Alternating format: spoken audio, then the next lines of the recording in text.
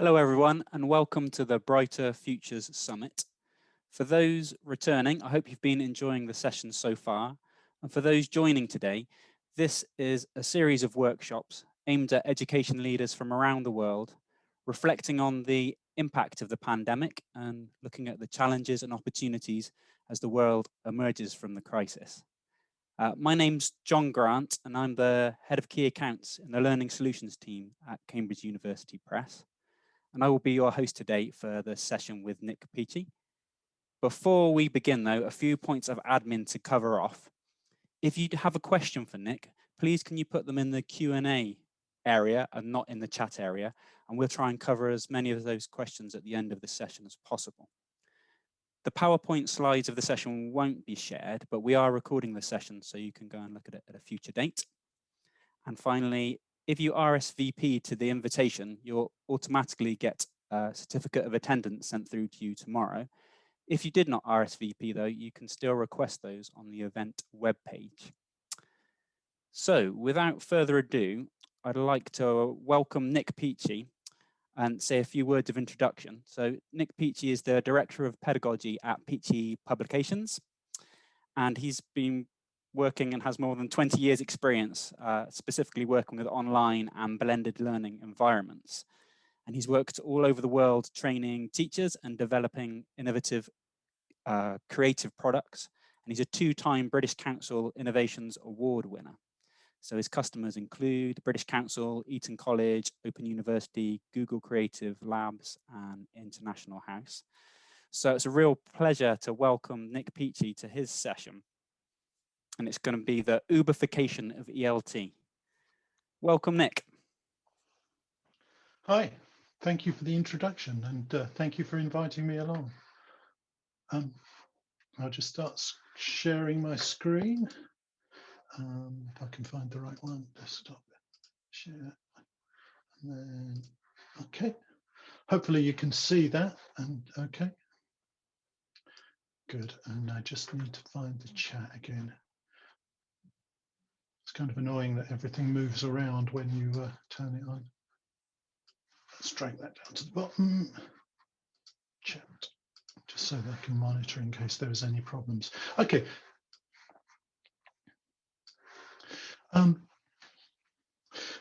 Good afternoon, good evening, good night, good morning, depends where you are. Here it's just after lunchtime, so I'll say good afternoon. In this session, I want to look at what potentially could become the Uber-fication of English language teaching, and I'll go into sort of what that means in a lot more detail. Just as an introduction to this session, I feel slightly guilty doing this session because the title of the series is Brighter Futures, and what I'm looking at within this session might not be a brighter future. In fact, it might be the complete opposite. But I want to look at, you know, what the potential is for the future of English language teaching, particularly the online element. Just a bit of detail about my background. You know, I serve, as David said, I have many roles. You know, I'm director of PeachPublications. I'm also an online course designer, a content author, and an educational technology consultant. And I've worked quite a long time in the online field. I've worked with lots of different companies, from sort of the well-established traditional companies to educational technology startups, and particularly what I'm going to be kind of reflecting on in this session was the work that I did for a couple of years with a fully online school, and their attempts to sort of deliver online 100% online learning. And some of the insights that I'll come with and share with you will come from that kind of background and working with educational technology firms, which have a very different approach and a very different view of teaching, education, and things like that from the kind of traditional school-based approach. So, I mean, the first thing I want to look at is just, you know, this potentially scary word, disruption. And I checked I checked this in my I googled it, of course, to see what disruption really meant, and it was described as a disturbance or problems which interrupt an event, activity, or process. And I think it's certainly clear that we are in the process of being disrupted. There are certainly considerable problems going on around the world, which has led to the kind of disruption that we've seen in education and are still seeing it as a result of the pandemic. The second definition was also a radical change to an existing industry or market due to technological innovation. And I think that's something that is happening as a result of this first disruption, this pandemic. For me, it's something that's been a long time coming. You know, I think I've been working in technology since the end of the last century, which of course makes me sound very old. But, you know, I think this is something that's been coming and will be speeded up dramatically by what's happened with the pandemic and the push that it's forced people to go through into moving education online. And last thing, the example sentence, this isn't my quote, this is an example sentence that Google gave for disruption is, no industry is immune to digital disruption. And I think that's something that we need to think about quite carefully to sort of safeguard the future of our own industry.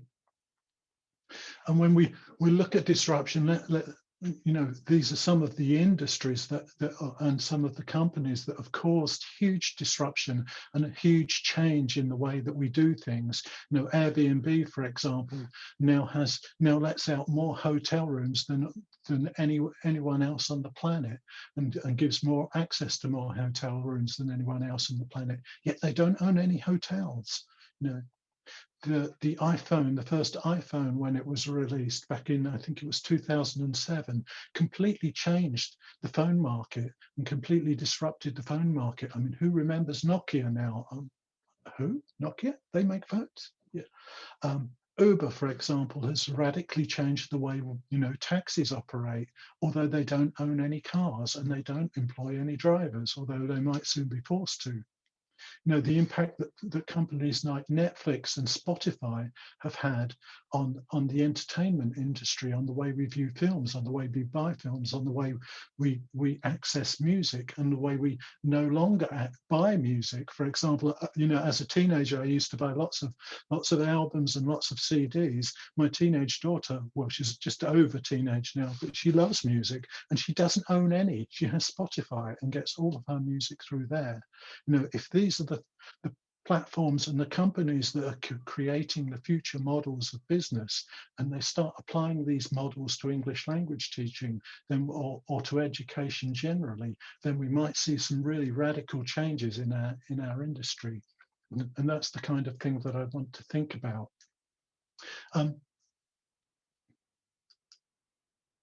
One of the things I'd like to think about first, I mean, I'll try and approach this from the point of view of a kind of SWOT analysis. I've looked at kind of strengths, weaknesses, opportunities, and threats. They're not necessarily in that order. But what I'd like to get from you actually is what you feel as someone working in a physical language institution or in a physical education setting, rather than a remote one. What do you feel are your unique strengths? You know, what's going to help you keep your market? And you can scan the QR code if you have a QR code scanner on your phone and feed into that, or you can type in Mentimeter, or I'll put in a direct link to the questionnaire into the chat, and you can have a look at that and type in whatever you think there. So, you know, what are your strengths? What are your strengths as an institution that's going to stop people from going to some new online school or some new Uber-fication of teaching and stay with you? I'll give you a couple of minutes to think about that, put something in, and then we'll have a look and share them together.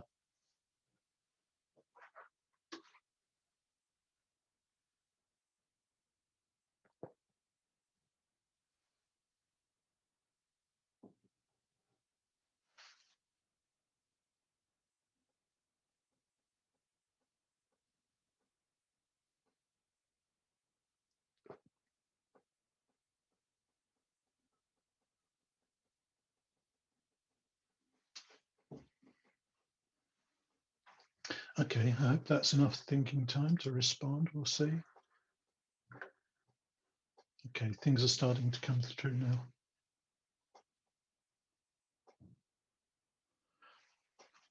Great.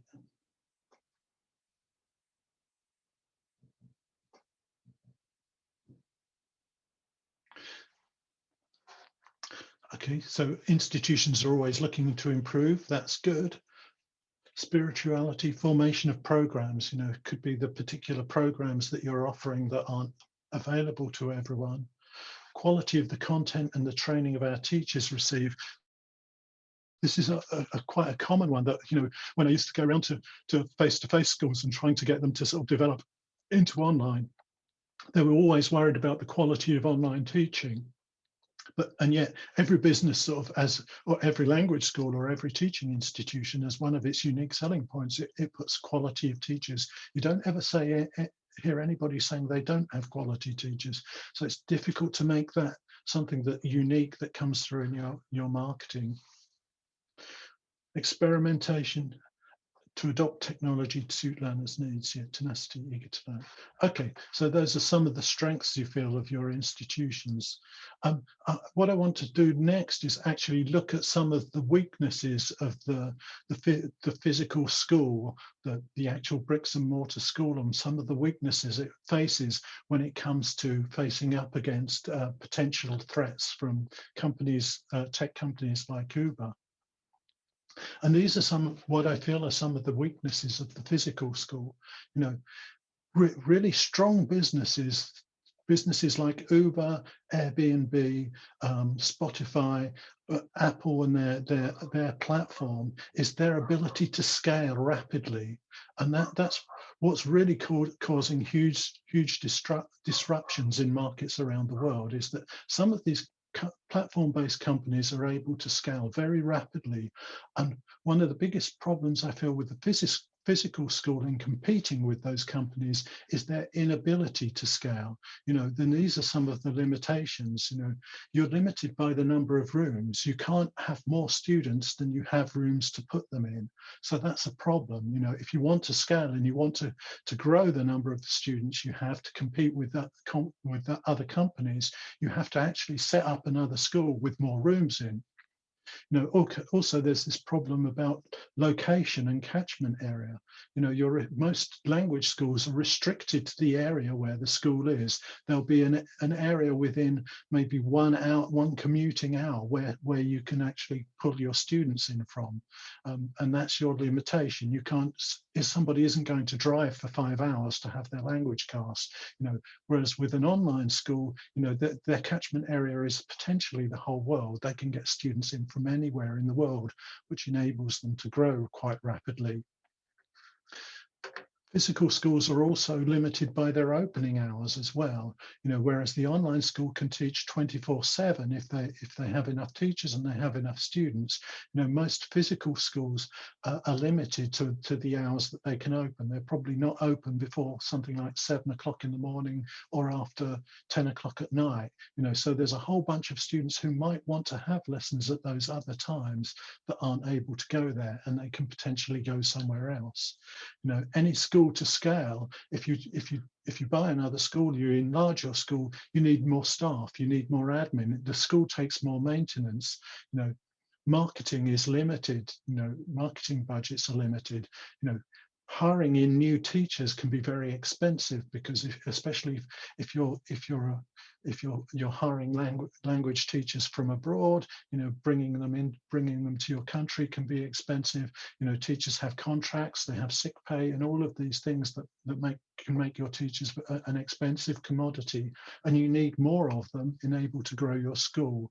So scalability, I think, is one of the greatest, or the weaknesses of the physical school model, which many of these large companies don't have. So, okay, so you say, well, I'm not scalable, but we have good quality teachers, and face-to-face is what our customers want. But is it? After having a year of disruption through the pandemic, lots of students have had the opportunity to experience online learning and, and lessons in the remote classroom. So do they still want to come to the physical classroom to have their lessons, or will they want to come back to it? Okay, this is what some of the research says from around the world. There are links here if you want to pick them up later, or I could.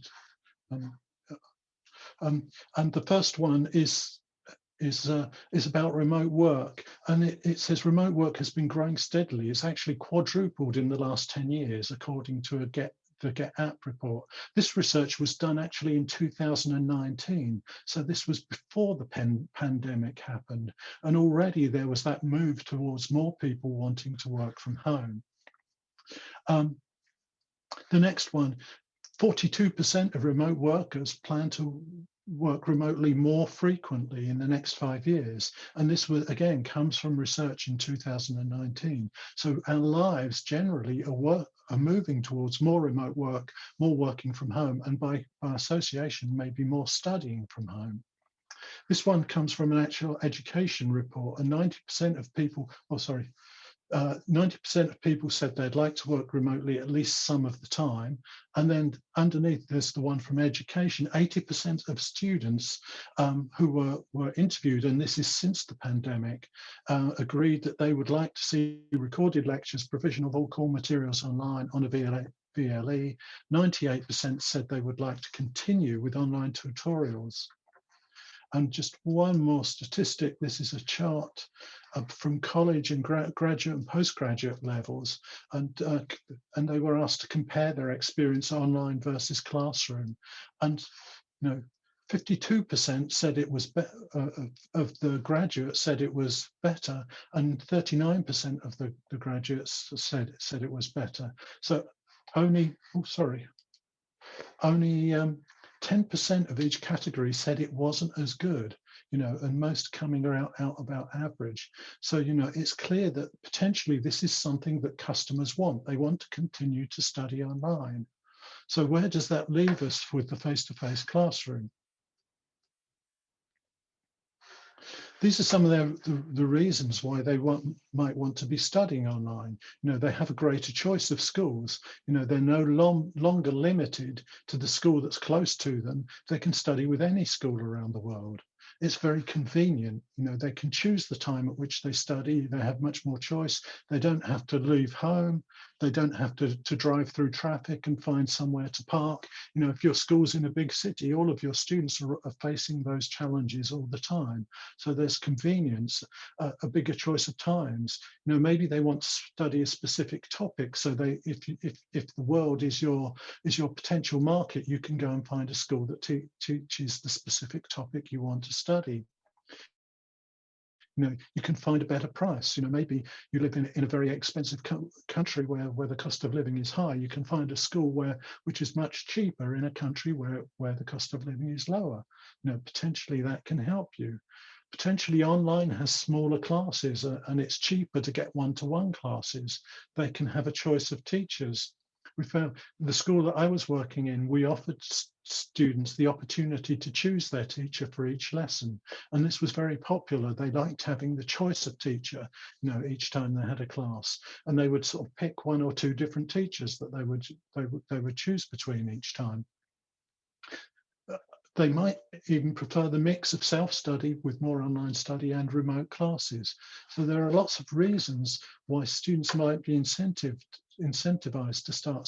to keep studying online. For teachers, there can also be some examples, some advantages. For example, they might have a flexible timetable. Maybe it gives them the opportunity to fit their work around their lives, particularly for people who have children, or who have other jobs. It can be very convenient to sort of choose when you want to do your teaching. It can be it can help with flexible location. You don't necessarily have to live in a specific country anymore. You can go and live somewhere else, and you could be teaching students who are online anyway. You can go and live by the beach where it's perhaps cheaper rather than living in a big city. These are all things that become available to you if you're a teacher who's teaching 100% online. There are also some negatives behind that, and there's a link here to an article called "The Ugly Truth," which looks at some of the downsides that teachers are facing while they're working online. And I'll put a link to that in the chat. Won't go into it in depth, but if you want to follow it up later, you can have a look at that. And a lot of teachers feel that they're being exploited by online schools, but there are other options for them. So one of the things that I'd like to look at is some of the threats, in terms of what could be the new model of online teaching and how it could impact on you. These are the models that I want to look at. And potentially these are models that you yourself or your school could move towards if you do feel that this really is a realistic threat. The first one is the blended school, which I'll go into in more depth, which is probably something like what you're doing at the moment. You have some physical classes and you have some students who you teach online. There's a move towards independent online teachers, and this is something that I've seen quite a lot. Lots of teachers, potentially ones who have been made unemployed by the pandemic, are now going online and looking for their own market and their own students. There's other online schools which don't have a physical presence. I've seen some teachers cooperatives springing up, which is an interesting idea as well. There are also online marketplaces. And then, of course, what would be the bigger threat that I see is the potential for an Uber school to develop, and based on the kind of Uber model. So I'll have a look at those models in a bit more depth now. This might be you. Maybe you can type in a yes or a no if you think this is your school at the moment. And this is the blended school. We've still got a physical school location where we have some teachers, we have admin staff, we actually teach students here. We've got online marketing, which draws in some of our students. But at the same time, we've also got online marketing that draws in students from around the world, or potentially our local community as well, who want to study online. So it's just the normal physical school that's added this online component, and they're starting to market to them. And there are pros and cons for this, of course. One of the strengths of this kind of school is that, in your locale, most physical schools already have quite a good reputation. They've developed a brand. They're well known by the people who live perhaps within their city, and so that's something quite strong. Maybe they've built up a good relationship with the local community, and they have a strong place within the community. Physical schools have a high level of trust with customers. They know where to come to complain, rather than if you go to an online school and suddenly your bank account is empty, or you've been charged too much, or you've paid double for your classes. It's really difficult to know where do you go to complain, how do you get your money back, or something like that. Whereas physical schools with a physical presence and a physical address have a much higher level of trust. Generally, staff are quite motivated. You're working with other people closely. You can build teams and build the strength of your school, and that keeps everybody motivated. And maybe by having this blended model, you offer a bit more flexibility between the physical and remote attendance. Maybe some schools, some students don't want to come to class every lesson, but they don't want to have every lesson online either. So you have the potential to offer a blend to them so that they can come sometimes. And when I've worked as a consultant with schools and sort of talking about sort of taking their business online, this is often the model that they want to emulate. This is the way they want it to work. But there are downsides to this, and they're quite big, I think. And some of the weaknesses, I mean, for example, your marketing focus becomes split. You're trying to recruit students or get students from your local community, could be through very traditional marketing, through paper-based magazines, flyers and things like that. But you're also having to take time and your focus to market online through social media or through search engines or something like that. So it's splitting the focus of your marketing team, or perhaps you have to double up your marketing team, which then becomes more expensive. You have to develop new marketing skills. Customer services and customer support is also split. You have traditional face-to-face customers coming into the school, ringing into the school that have problems, but you also then have this batch of online students that also have problems that you have to deal with, and you have to give them support. So you start to take up more time on customer support as well. It can be a very inconvenient model for teachers as well. Do you have a separate group of teachers that handles online students and they work from home, whereas you have another set that's in the school that does the teaching? Or do teachers have to do both? Do they have to do an hour in the classroom and then suddenly run home to do an hour online, or do you have cubicles or somewhere for them to teach in your physical environment? It can be very inconvenient for teachers to sort of mix between these two models. It can be very inconvenient in terms of pricing as well, or paying teachers. Do you give them the same rate to sort of pay to teach a group of students that you do to teach a class online? Do they expect the same rate? Do they expect more for one than another? Things start to get very, very messy on the business model. And it's not easily scalable.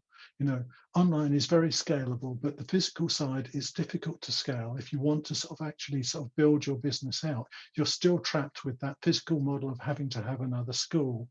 You're still limited by opening times because you have a physical building where staff can't be in, that staff can't be in 24/7. It limits your capacity. And of course, having a physical school with a big admin staff, contracts for teachers, helping teachers find accommodation, those kinds of things that are involved in that, makes your overheads very high. The building has to be maintained, and that's an expensive model to maintain if you want to be competitive. If I look at some of the other possible models that are potential threats, there's the independent teacher. Lots of more and more teachers are becoming independent online teachers. They're building their own marketing. They're marketing through social media. They use a free platform and they start delivering classes. One of them or two of them isn't a huge threat to your business, but as they multiply and become more and more, it can chip away at your business.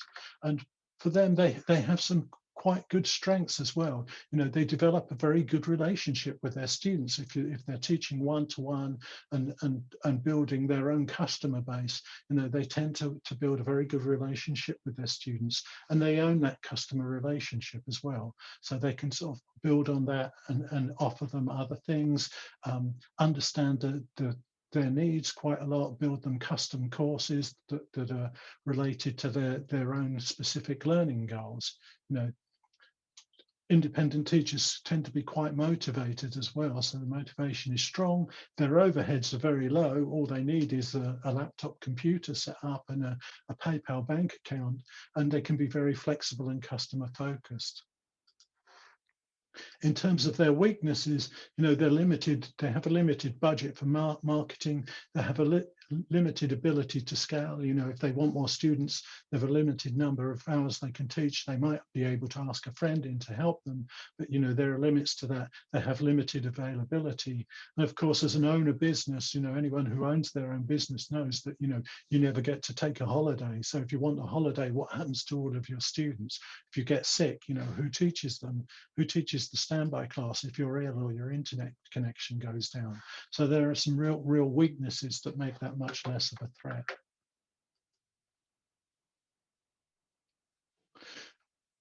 This is the online school, and this is perhaps the model that many physical schools want to move towards. This drops the physical location, so you don't have a physical school with physical classrooms anymore. You have a staff that is focused on online marketing. They're bringing in students. All of a sudden, you can recruit students from all over the world. You own the customer relationship with those students, so you can build on that and build new courses for them. And of course, you don't have the kinds of overheads that a physical school has. So there are some real strengths in that. You own that customer relationship. You're a school. You're working together as a unit, so you might be quite highly motivated.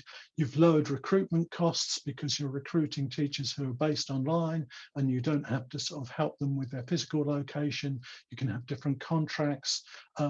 You can still be quite flexible and customer focused, but your overheads are much lower, and you can scale this model. If you want to go from 1,000 students to 2,000 students, you don't necessarily need to build another school. You don't necessarily need to have another office. You just need to recruit a few more teachers. So that's quite a good scalable model.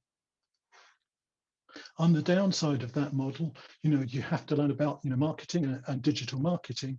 Recruitment and training of teachers can be quite complex as well. If you're used to having somebody do a demo lesson in a physical class, how do you go about recruiting teachers from all over the world and making sure that you can pay them? And how do you balance your capacity of teachers with your capacity of students, especially if you're moving towards a 24/7 model? If you've got students who want a class at because they're in another country, their class turns out to be at 5 a.m. or 2 a.m. in the morning. How do you guarantee that you've got teachers to support that? That becomes a very complex balancing model of availability and capacity. So generally, you need more access to more teachers than you have teaching hours.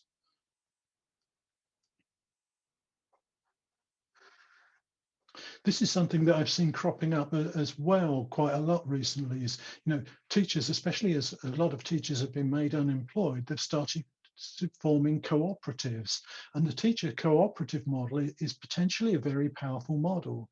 It's got lots of all the advantages of the online school. You're not trapped with a physical location. They own the customer relationship, because lots of teachers have relationships with students. They're building a very strong presence and working together, so there's a lot of virality there in terms of their marketing. They kind of own the customer relationship. So if teachers get together, you get 30 teachers together, they can start teaching a considerable number of students. Their overheads are low.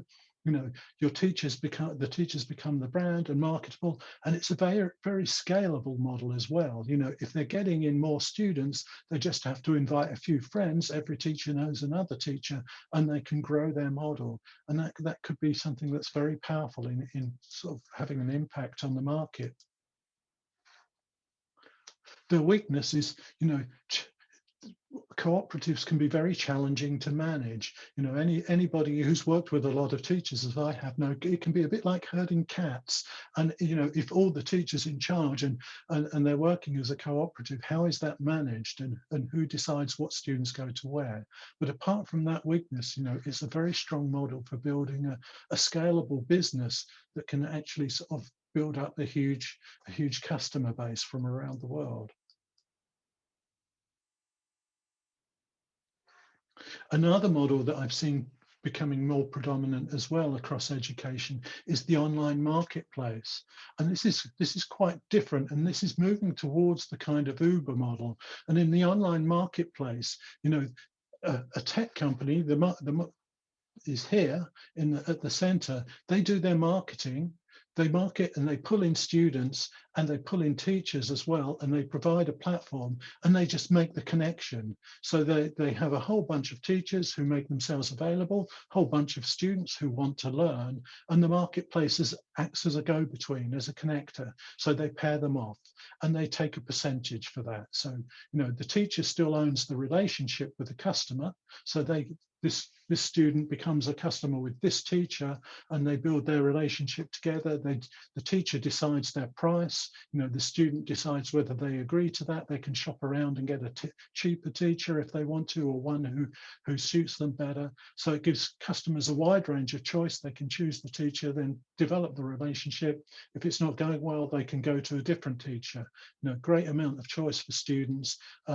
Good for teachers too. They can be independent. They can choose when they go online. And we've just got our company in the middle who does the marketing, provides the platform, and takes their percentage.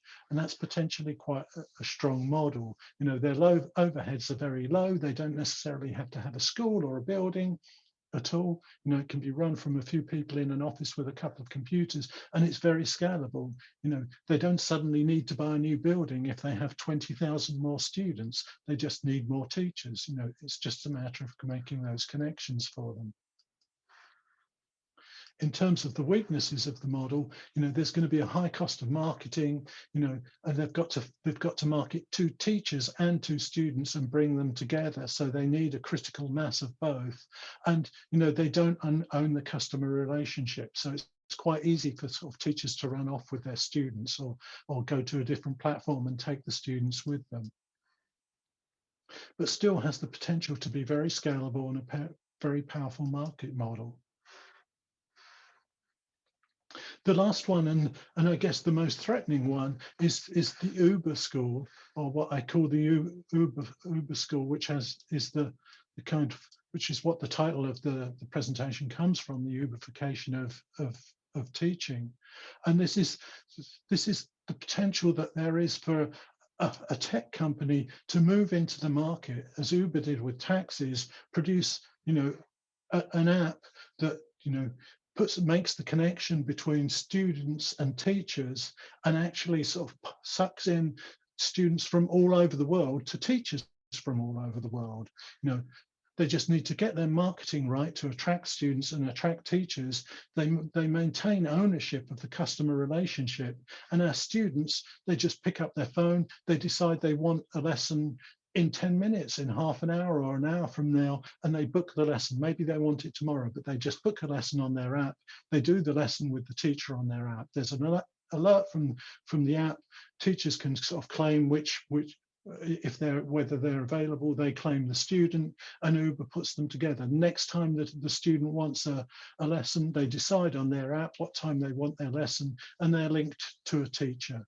All the time, the app owns the customer relationship. They still own the students, and they're deciding on the price of the course. They're deciding on how much they pay their teachers, and they just act as the go-between, taking the money in between, but always maintaining ownership of the customer relationship. And this is potentially a really strong model. And this is the model that's disrupted music. It's the model that's disrupted the hotel industry. It's the model that's disrupted the taxi industry. And it could be the model that disrupts the education industry, because it doesn't just have to be English. It could be any teacher of any subject and any student who wants to learn from them. The strengths of this are, the overheads are really low. Once you've developed the app, and all you've got to do is do the marketing. The teachers and the students provide everything else. So you've got really low staff costs. You retain ownership of the customer, so you potentially you can start selling them other things, just as Amazon did. It started off as a bookshop and then started selling us almost anything we can possibly imagine. Because you retain ownership of the customer, you can build on that model. You can build in other services, and it's very, very scalable. In fact, the more teachers and the more students you have, the more you add value to your network and your platform. So it's a very powerful model for building disruptive for potentially disrupting industries. The weaknesses are initially high costs of marketing to getting customers and teachers, so acquiring them. But once you've got them, you develop a sense of some aspects of virality, in that people tell other people about it. They're going to see other people learning. It's very easy and very convenient to do. And the initial development costs, of course, are there, but once the costs are met, that's all sorted. And so it has the potential to grow and grow. I can see there's a question in there, but I'll come back to that later. So, what's the opportunity if this is the future that we're looking at, and you're looking at competing with these different models? How do we go about doing that in the present form, or how do we go about getting our schools online or becoming one of those industries? Well, one of the things that you need to have is a platform, and there are lots of different platforms around. Okay, we're using Zoom at the moment. That's a very popular one, but there are lots of others. There's Go Brunch, which is free, iTeachWorld, Jitsi, which is open source. Lots of them are coming onto the market, and there's a link which I'll share with you here, which is to a page where I actually curate different platforms which are becoming available. So if you want to check out platforms later, have a look at that.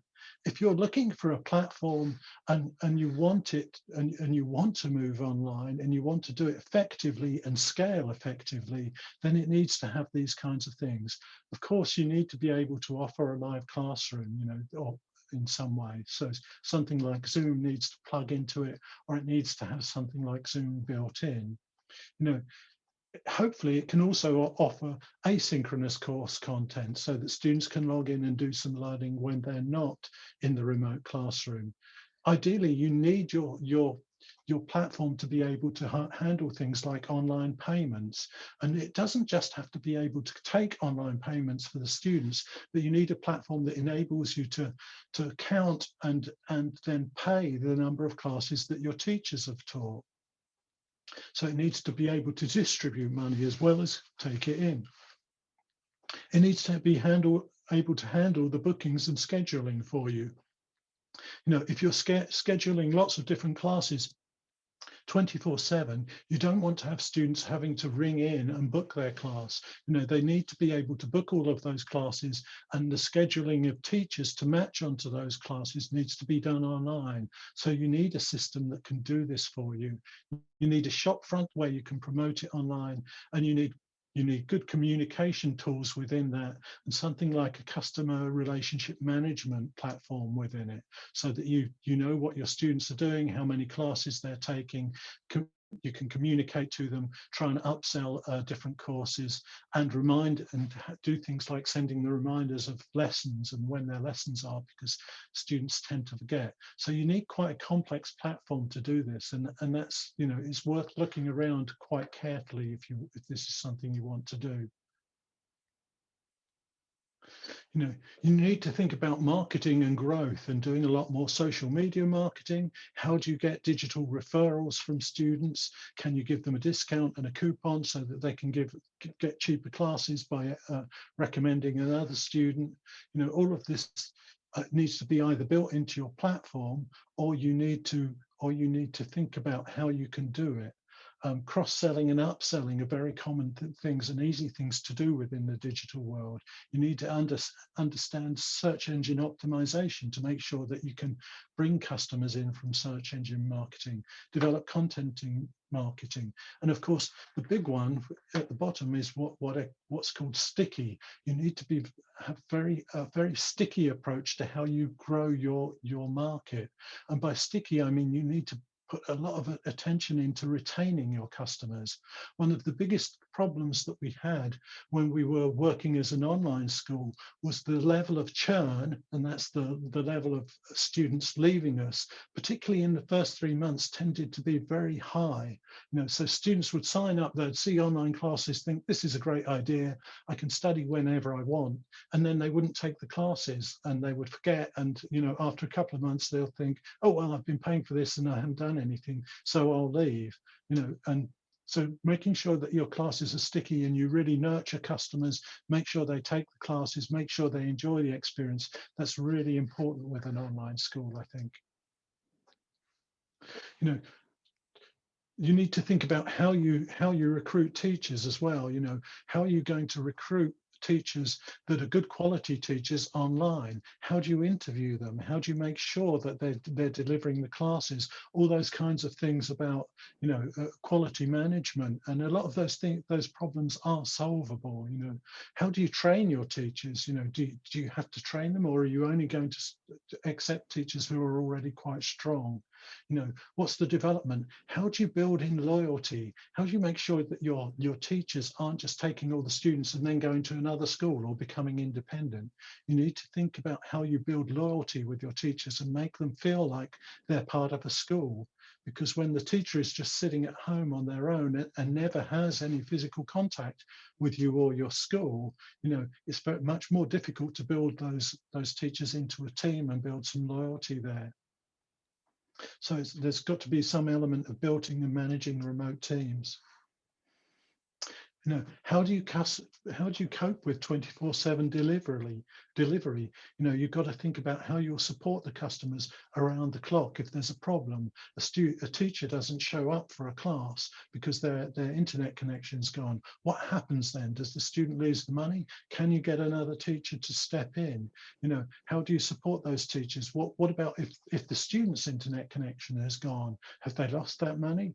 There are lots of complicated things to do with 24/7 delivery and technical delivery that need to be solved. So, you know, yes, there are huge opportunities, but yes, there are also kind of huge challenges and huge problems to solve, but they are fixable. And if we don't fix them, what happens to us if the next Uber comes along and decides that its market won't be taxis, but it will be education or English language classes?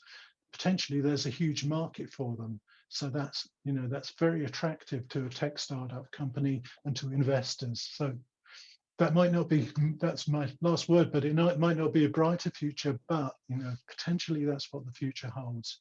Okay, thanks very much for listening, and I'm happy to take any questions in the time that we have left. Thank you very much, Nick. That was a really fascinating session. And we're a bit squeezed in time for questions, but could we just ask one that Hector asked, which is, in this kind of Uber model, how do we ensure the quality control and the supervision of teachers, do you think? What we did with the school that I worked in was the platform that we used for the live classes. You know, every class was recorded, and that was a kind of incentive for students to actually do the classes because they could watch their class again afterwards. And so as sort of head of learning, I was also able to go and watch and monitor the teachers and see what was happening in the classes, and that helped us identify where we needed training for our teachers. So it was great, you know, to be able to watch those classes and see how we could help them with training. The downside was of course that, you know, we were delivering 2,000 hours of classes a month. So, you know, as one individual, it's very hard to go and watch 2,000 hours of classes. So you have to go selectively. But there are also other things that you can build in, like we had a star rating. So students, when they finished a class, they rated the class. So, you know, if teachers were predominantly getting low ratings, we could go and have a look at that teacher's classes and find out what the problems were. So there are things that you can do for quality control, but you need to really build them into your platform to make it scalable and manageable. Yeah, that's a good point. Thank you, Nick. I think if anyone has further questions, can they contact us and the events organisers, and we can liaise with Nick, because we're going to run out of time today. Thank you very much, Nick, again. It's really Thank great. you. Thanks.